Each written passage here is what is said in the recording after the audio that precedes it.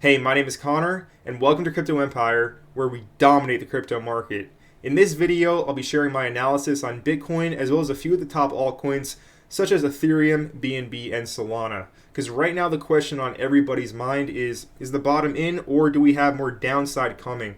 I'll be giving you my specific answer in this video. So if that does interest you, be sure to stick with me until the very end. And also, if you're not already subscribed to Crypto Empire, go ahead right now and smash that subscribe button down below and turn on all the notifications so that you don't miss any future videos. And let the gains be with you.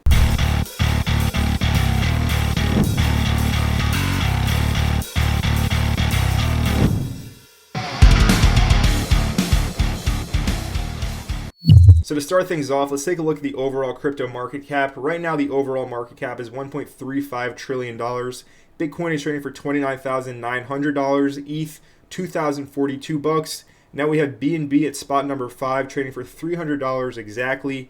Then we have XRP, Cardano, and Solana trading for $55.61. So everything has been relatively flat. Right now the trading volume is extremely low. We are not seeing a lot of activity, a lot of chop, which was expected here as I've elaborated on over my past few videos. Also, looking at the crypto fear and greed index, we can see the market is still in extreme fear. It has been in extreme fear for quite some time now. Now, it's important to understand that I flipped bearish. I've made it very known that I am now a bear, no longer a bull. In a bull market, we can see the crypto fear and greed index be in greed and extreme greed for weeks to months at a time. The opposite is the case in a bear market. We can see the market in extreme fear or just fearful for weeks to months at a time as well. So yes, we've been at extreme fear for quite some time now. However, that is not an indicator fully that the bottom is in. We also have to look at the entire global macro situation when it comes to economics. I've given my stance on what the Fed is doing, as well as the entire global economy, supply chain issues, etc., what all of that means for the markets and specifically the crypto market. And long story short, it's not great. So yes, we've been in extreme fear for a while now. Just because we've been there for a few weeks now doesn't mean that we're automatically going to start pumping and this will go back to neutral or even greed where we see green prices again. With that being said, it's time to jump into the charts. First of all, we are taking a look at Bitcoin on the daily chart. If I go ahead and zoom in, you can see that over the past week or so, if I measure this, over the past 7 days, we have just been going sideways, consolidating. We have traded this and we have very successfully traded this sideways price action. However, I do believe a bigger move is coming relatively soon because, of course, after periods of high volatility, such as a big drop down, we see periods of low volatility, that is consolidation, which we're seeing now. And then eventually, after price coils up enough, it's just like, when energy is pent up, eventually it needs to release. Same thing with the chart here. I believe that a breakout is coming, price coiling up as it is right now. If I go ahead and drop this down to a lower time frame, we can go ahead and see on the 1 hour that, again, not much is happening right now. Today we did have a dip down to support at $29,400. This was a quick dip. This was bought right back up. But really nothing has changed since last week. One thing to note is the volume here on the lower time frame. Ever since we had the dip over here on May 12th, you can just go and see, looking at this volume, it has really been drier than the Sahara. Presently, not a lot of trading volume at all, and price has just been moving up and down really without any direction. Now, of course, on Sunday we had this small pump up to the supply zone that I have outlined here on the screen. We actually did trade this long inside of the Crypto Empire Premium Discord group.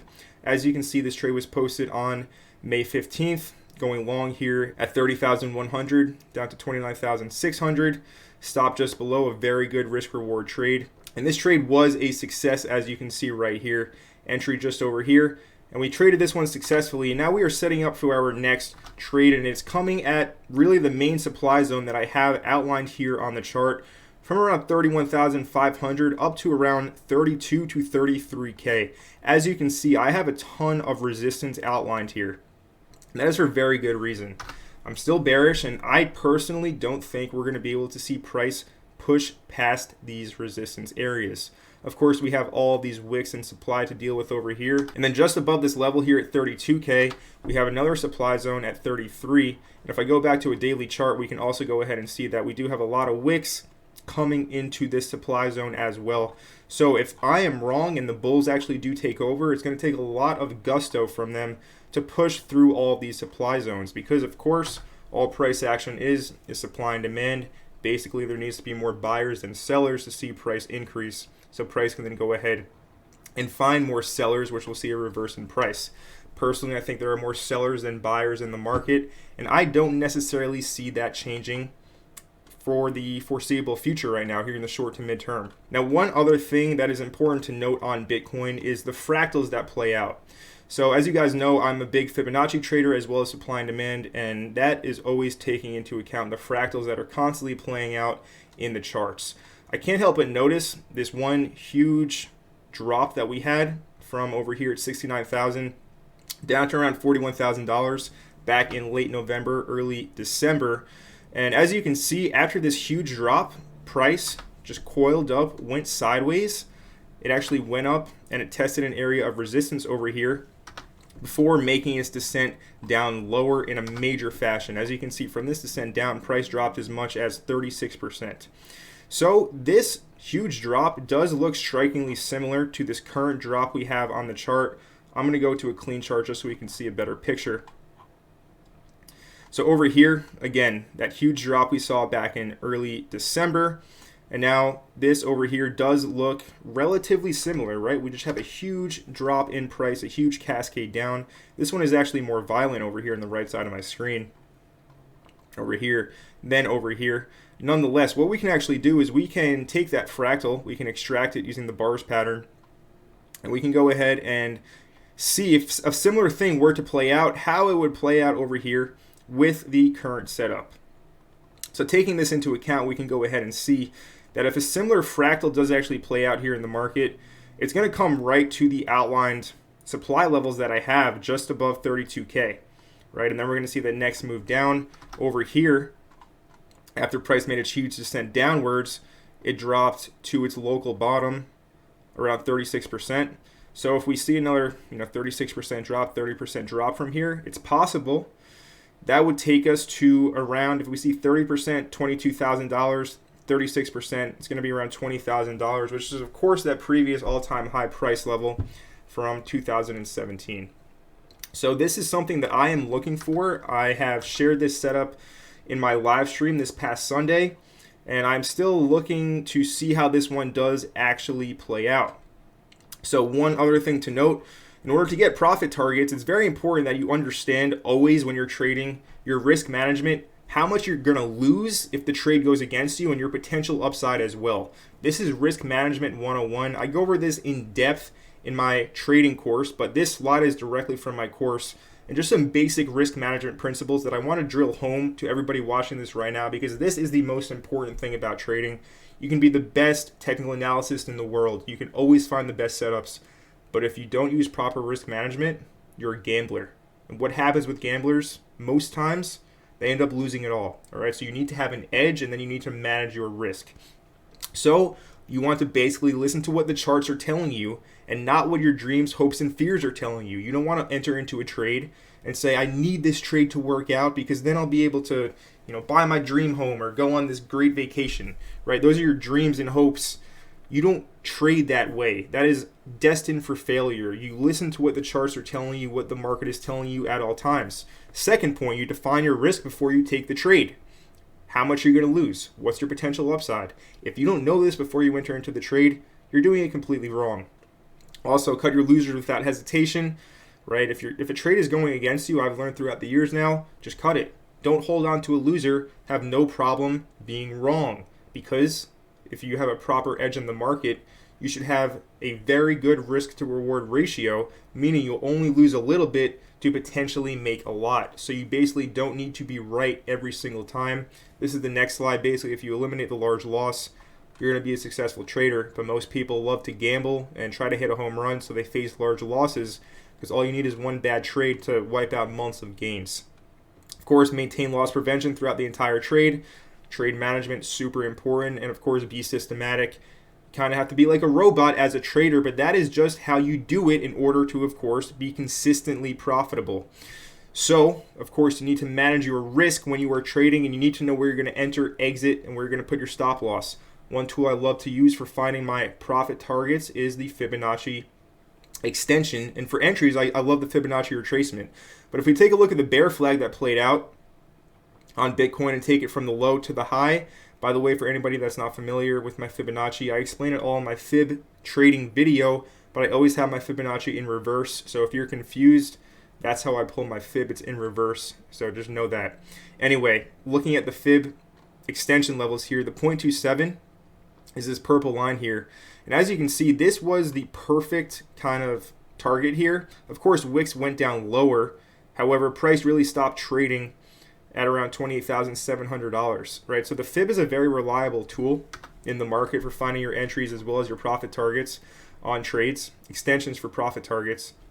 Now what we can also do is we can pull another Fib with this local fractal from the low at around 25,200 up to the local high here at around $31,400.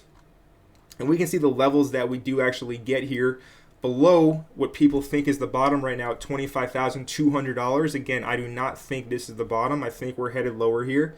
We can see we do have two levels overlap at around $23,500. So definitely an area to look out for, but I do think we'd have more potential downside.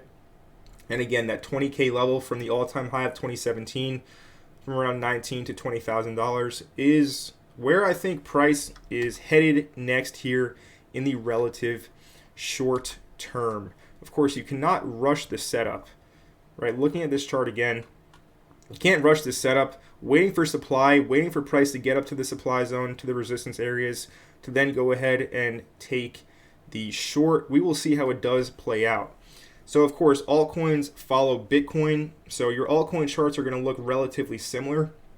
If we take a look at ETH, we can go ahead and see that we do have the same range bound scenario playing out here on the charts. And we also do have a clear resistance level at around $2,200. So if price were to end up clearing these wicks over here in this range, the range high, then we have big resistance at 2,200 and then even more from 2,260 up to 2,300. All right, so this looks very similar to Bitcoin. And then if we move down the list, BNB, very similar as well. Looking at BNB, we do have very obvious ascending price action here. We also do have this, it's not clear horizontal resistance, it's really a pennant. Nonetheless, we can see that we do have some big supply levels over here on BNB. From $317 to $330. Of course, we always look to the left on the chart as well. And we can see to the left, we have obvious wicks coming down, previous support, now resistance, all right? And these are coming into play right in that supply zone that I outlined from around $320 up to as high as really $350. There's major areas of supply here on BNB. So some more potential shorting opportunities.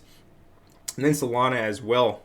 Looking at Solana, we can go ahead and see that we do have some clear supply zones outlined. It's the same picture. It's not the exact same, of course, that we have on Bitcoin, ETH, and BNB. It does look a little bit different on Solana. But looking at Solana, we have the clear ascending price action here.